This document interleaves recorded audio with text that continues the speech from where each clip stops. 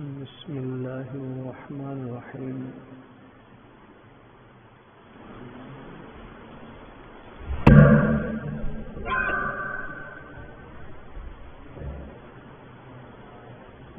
یہ روحانی امراض کی سمجھ بھی اللہ تعالیٰ کا خاص فضل ہے، جس کو چاہے نصیب فرمائے، ورنہ عموماً کسی روحانی معالج کے بتائے بغیر ان کا احساس بہت کم ہوتا ہے۔ میں آپ کی دعاؤں کا محتاج ہوں اور آپ کے لیے دعا کرتا ہوں، اللہ تعالی ہمیں مزید سمجھ عطا فرمائے۔ میرے بھائیوں، اول تو اصلاح کا احساس بہت کم ہوتا ہے۔ خوش قسمت ہیں وہ لوگ جن کو اصلاح کا خیال پیدا ہو۔ پھر علاج کے لیے کامل کا ملنا مشکل۔ تلاش ہادی یہ اللہ تعالیٰ کی دوسری رحمت ہے۔ اگر مصلح مل جائے پھر اس سے کسب فیض ہے، شوق کا کام نہیں۔ اگر یہ میسر آ جائے تو پائے تکمیل تک پہنچانا آسان نہیں۔ یہ سب کچھ محض خدا کے فضل سے حاصل ہوتا ہے، ورنہ تہی دستاں قسمت راتے سور از رہبر کامل خضر از آب حیوان کشنمی سکن لگا۔ کیا منافقین رسول اللہ صلی اللہ علیہ وسلم کے پیچھے نمازیں نہیں پڑھتے تھے؟ بلکہ رئیس المنافقین عبداللہ ابن ابی کے انتقال پر حضور صلی اللہ علیہ وسلم نے اپنا پیراہن مبارک کفن کے لیے عطا فرمایا، خود نماز جنازہ پڑھی، لیکن اللہ تعالیٰ نے ارشاد فرمایا استغفر لهم او لا تستغفر لهم ان تستغفر لهم 70 مرة فلن يغفر الله لهم۔ ترجمہ: تو ان کے لیے بخشش مانگ یا نہ مانگ، اگر ان کے لیے 70 بار بھی بخشش مانگے تو بھی اللہ ان کو ہرگز نہ بخشے گا۔ تو میرے بھائیوں، جب تک اوپر بیان کردہ 5 چیزیں یعنی اصلاح کا خیال، ہادی کی تلاش، ہادی کا مل جانا، اخذ فیض، پائے تکمیل تک پہنچ جانا حاصل نہ ہو، اس وقت تک پوری کامیابی حاصل نہیں ہو سکتی۔ اگر ان امراض روحانی سے شفا یاب ہو کر اس دنیا سے نہ گئے تو پھر یہ امراض ماہی بے آب کی طرح قبر میں تڑپائیں گی۔ رسول اللہ صلی اللہ علیہ وسلم حضور صلی اللہ علیہ وسلم نے ارشاد فرمایا، میں حوض کوثر پر تمہارا میر سمان ہوں گا۔ جو شخص میرے پاس سے گزرے گا پانی پیے گا، اور جو پانی پیے گا وہ کبھی پیاسا نہ ہوگا۔ البتہ میرے پاس بہت سی قومیں آئیں گی، میں ان کو پہچانوں گا اور وہ مجھ کو پہچان لیں گے، پھر میرے اور ان کے درمیان کوئی چیز حائل کر دی جائے گی۔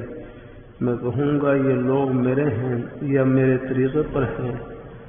اس کے جواب میں بتایا جائے گا کہ آپ کو معلوم نہیں انہوں نے آپ کے بعد کیا کیا نئی نئی باتیں پیدا کی تھیں۔ یہ سن کر میں کہوں گا کہ ان کو ہٹا دو جنہوں نے میرے بعد دین کو بدل دیا تھا۔ میرے دوستو، اللہ تعالیٰ سب کو ہدایت عطا فرمائے۔ آپ نے دیکھ لیا حضور صلی اللہ علیہ وسلم کے بتلائے ہوئے دین ما انا علیہ واصحابی سے پھر جانے والے روحانی مریضوں کو حوض کوثر پر جانے نہ دیا جائے گا۔ ان روحانی امراض کا اس دنیا میں، لیکن ان روحانی بیماریوں کا اس دنیا میں احساس نہیں ہوتا۔ شاہ ولی اللہ رحمہ اللہ تعالیٰ فرماتے ہیں کہ انسان کو تعلقات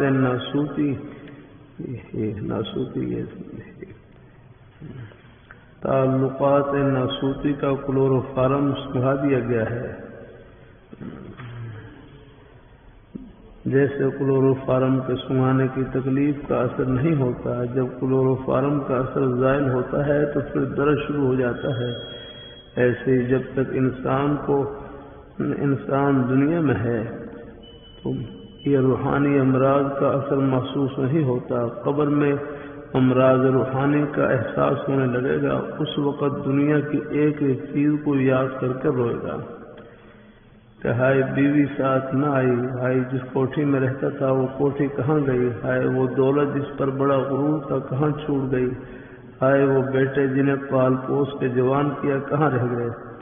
اس وقت معلوم ہوگا کہ یہ سب بے وفا نکلے، کسی ایک نے بھی ساتھ نہ دیا، جن کے لیے نماز قضا کرتے رہے، روزے نہ رکھ سکے، جن کے باعث خدا کو بھلائے رکھا۔ دعا کیجیے اللہ تعالیٰ مجھے اور آپ کو اس دنیا ہی میں ان تمام روحانی امراض سے نجات عطا فرمائے، امراض روحانی کا احساس اور اس سے شفا یاب ہونے کی توفیق دے، ورنہ یاد رکھیے وقت گزرنے کے بعد وہاں کچھ نہ ہو سکے گا سوائے دست حسرت ملنے کے۔ آپ لوگ اندازہ کیجیے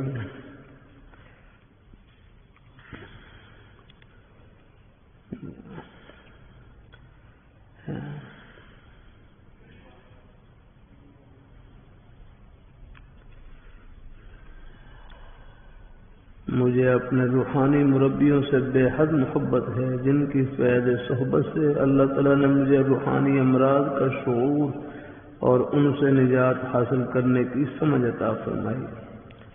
میری عادت ہے میں جب کبھی سفر پر جاتا ہوں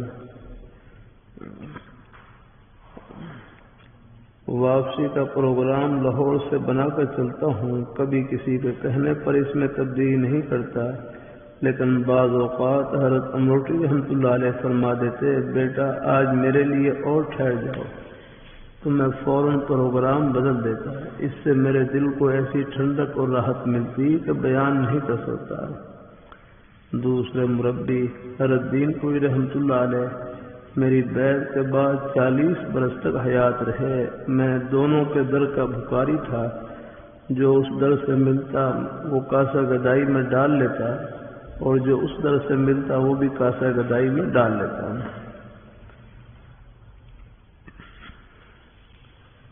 یہ تمہید تھی۔ آج عرض کرنا چاہتا ہوں کہ اللہ والوں کی صفات میں ایک صفت اللہ تعالیٰ سے ہر وقت ڈرنا ہے۔